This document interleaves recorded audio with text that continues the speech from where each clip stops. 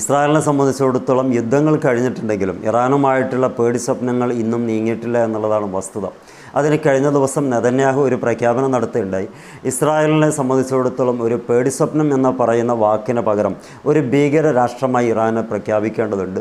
Iran ഇപ്പോഴും വലിയ രൂപത്തിൽ ആയുധങ്ങൾ പുരോഗമിപ്പിക്കുന്നുണ്ട്. അവരുടെ കണ്ടുപിടുത്തങ്ങൾ, ഗവേഷണങ്ങൾ വളരെ അനിശ്ചിതം തുടർന്നുകൊണ്ടിരിക്കുന്നു. അത് പറയാൻ മറ്റൊരു കാരണം കൂടിയുണ്ട്. നെതന്യാഹുവിൻ്റെ ഈ ഒരു പ്രഖ്യാപനം നേരത്തെ ഇറാൻ്റെ ഭാഗത്തുനിന്ന് മറ്റൊരു പ്രഖ്യാപനത്തിൻ്റെ ചൂട് പിടിച്ചിട്ടാണ്. അഥവാ ആയത്തുള്ള ഖാംനൈ പറഞ്ഞു, ഞങ്ങളുടെ ആയുധപ്പുരകളൊക്കെ നടക്കുകയാണ്, ഞങ്ങളുടെ അത്യാധുനിക സംവിധാനങ്ങളും മിസൈൽ സംവിധാനങ്ങളൊക്കെ ഡെവലപ്മെൻറ്റ് ചെയ്തുകൊണ്ടിരിക്കുകയാണ്. അതുകൊണ്ട് തന്നെ രാജ്യത്ത് ഒരാളും വന്ന് ആക്രമണം നടത്തിയാൽ വലിയ രൂപത്തിൽ സ്ട്രൈക്ക് ഉണ്ടാകും, അല്ലെങ്കിൽ അത്ര അറ്റാക്ക് ഉണ്ടാകും എന്ന് ഒരു രീതിക്കൊരു സ്റ്റേറ്റ്മെൻറ്റ്, ആ സ്റ്റേറ്റ്മെൻറ്റ് നിങ്ങൾ കാണുന്നുണ്ടോ അവിടെ.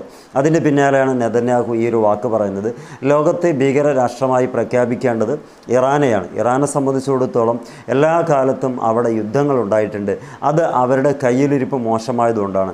ഈ രാജ്യത്ത് എല്ലാം കൊണ്ടും സമാധാനം ആഗ്രഹിക്കുന്ന ഞങ്ങളുടെ രാജ്യം, ഞങ്ങളുടെ ജനത നല്ല രീതിക്ക് മുന്നോട്ട് പോകണമെന്ന് ആഗ്രഹിക്കുന്നുണ്ട്. അതുകൊണ്ട് ഇസ്രായേൽ നമ്മുടെ രാജ്യത്തിന് എന്തൊക്കെ വേണോ അതൊക്കെ ഉണ്ടാക്കിയെടുക്കാൻ ശ്രമിക്കും. അതൊരു പക്ഷേ ഇറാനെ തകർത്തുകൊണ്ടായിരിക്കും എന്നാണ് പറയുന്നത്.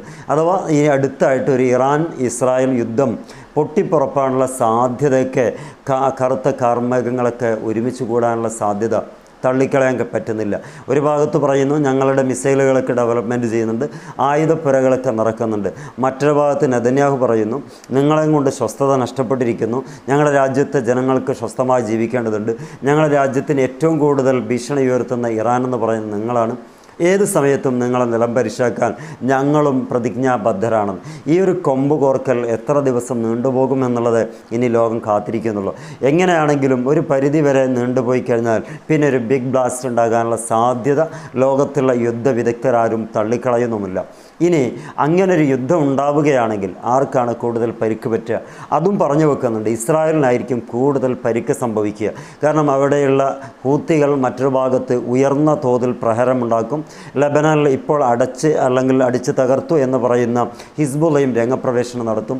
അതോടൊപ്പം തന്നെ ഇസ്രായേലിൻ്റെ കൂടെ ഉണ്ടായിരുന്ന പലരും ഒന്നുമല്ലാതെ ഈജിപ്ത് അടക്കമുള്ളവർ പിന്നാക്കം പോകാനുള്ള സാധ്യതയുമുണ്ട്. കാരണം ആ രാജ്യത്തെ ജനങ്ങൾ ഇസ്രായേലിൻ്റെ കൂടെ നിൽക്കുന്നതിന് ഈജിപ്ത് ഭരണകൂടത്തിന് എതിരാണെന്നുള്ളത് നമ്മൾ കഴിഞ്ഞ പ്രാവശ്യം 40,000 സൈന്യത്തെ അതിർത്തികളിൽ കൊണ്ടുവന്നിട്ട് ഒരു അണിനിരത്ത ഒരു സാഹചര്യവും ചിത്രങ്ങളൊക്കെ നമ്മൾ കണ്ടതാണ്.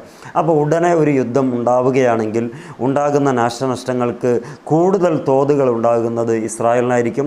ഇറാനെ സംബന്ധിച്ചിടത്തോളം അമേരിക്കയ്ക്ക് എന്തെങ്കിലും ചെയ്യാൻ കഴിഞ്ഞു എന്നതെങ്കിൽ മാത്രമേ ഉള്ളൂ. അതിനെയും മറികടക്കാൻ പാകത്തിൽ ഇറാൻ വലിയ രൂപത്തിൽ യുദ്ധതന്ത്രങ്ങളൊക്കെ മാറ്റുന്നുണ്ട്.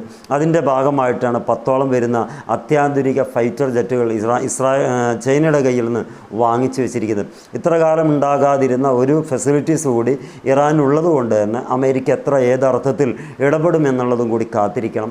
എങ്ങനെയാണെങ്കിലും പോയാൽ അവസാന നിമിഷം ഇസ്രായേൽ ഇറാനും തമ്മിൽ ഒരു കൊളാഷ് ഉണ്ടാകാനുള്ള ഏറിയ സാധ്യത കാണുന്നുണ്ട്. നെതന്യാഹു സർക്കാർ ഇപ്പോൾ ഉറക്കമില്ലാത്ത രാവുകളായി മുന്നോട്ട് പോവുകയാണ്. കാത്തിരുന്ന് കാണാം എന്തൊക്കെയാണ് അടുത്ത വിശേഷങ്ങൾ.